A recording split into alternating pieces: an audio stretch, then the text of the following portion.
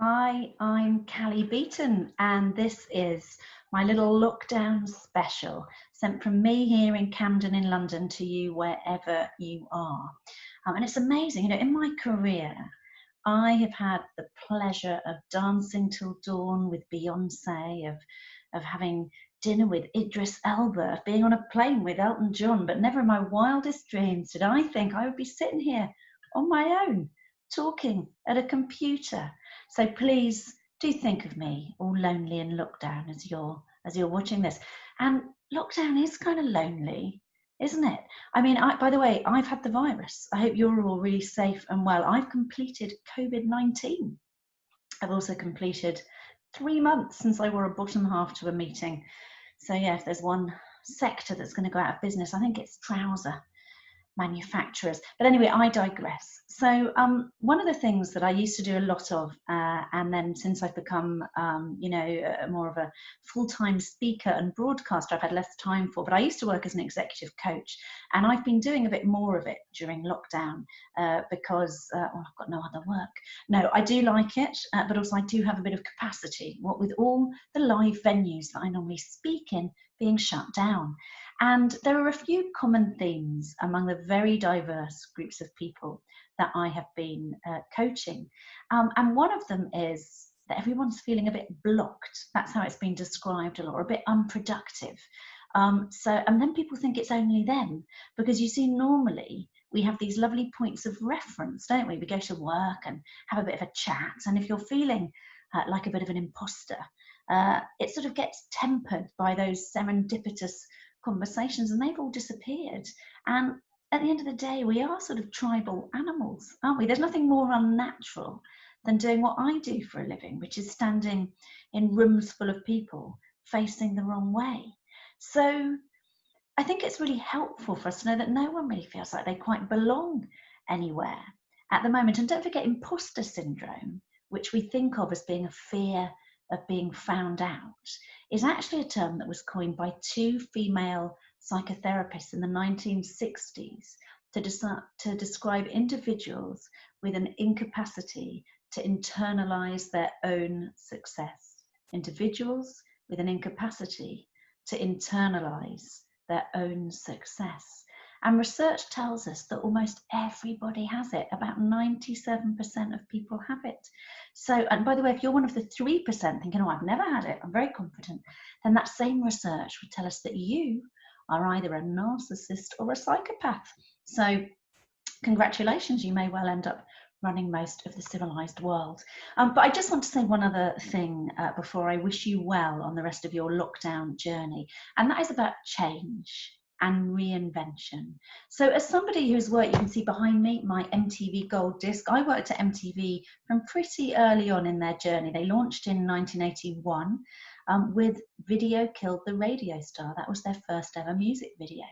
And then lo and behold, a few years later, something came to kill the music video. Suddenly MySpace, YouTube, suddenly the very bread and butter of MTV, everything they were founded on, the music video, became available for free. So MTV had to reinvent radically, and it had to reinvent quickly. And it's still one of the most powerful brands in the world. And they did that under the eyes of their viewer, under the gaze of the viewer. They couldn't go off air and regroup and then come back with a good idea. They had to just do it while people were watching. And I'll leave you with a story of my own reinvention, because what holds us back from using this as an opportunity to reinvent, well, it's probably fear, isn't it? And perhaps fear of failure. Samuel Beckett said, "Ever tried, ever failed, no matter, try again, fail better." And I'd never been much of a fan of failure, perhaps you're not either. And I was quite scared of change. But when people think of change, they think of downsizing, career change. I better get smaller, better downsize. What about upsizing? What about getting bolder and more visible just at the time in life when you're meant to get a bit quieter and conform? I had a conversation when I was working at Comedy Central. I was a senior vice president at Viacom. And I got to know some on-screen talent at the time. I was the boring business brains, and I got to know some amazing people, some of my heroes. I dropped a few names at the beginning, and I ended up getting to know Joan Rivers. And she, the late, great Joan Rivers.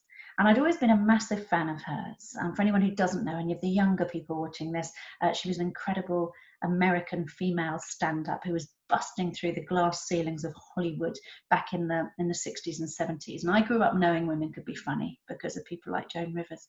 And after I'd introduced her at a few different corporate events, we had dinner the last time I ever saw her. She died a couple of weeks afterwards, not connected to the dinner, I hasten to add. But anyway, she said to me, she said, Cally, you should try stand-up. And I said, Joan, I'm 45. I'm a single mum of 2 kids. One of them's got special needs. I've got a massive day job. It's too late, the ship has sailed.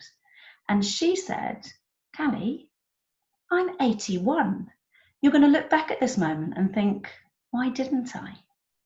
And it was because of that chance conversation with an idol of mine who was many decades older that at the age of 45, I did my first ever stand-up gig. And 6 years later, yes, I'm now 51.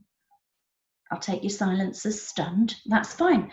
I now make a living out of comedy, public speaking, broadcasting. And it was Michelangelo who said, the greatest danger is not that our aim is too high and we miss it, but that it is too low and we reach it.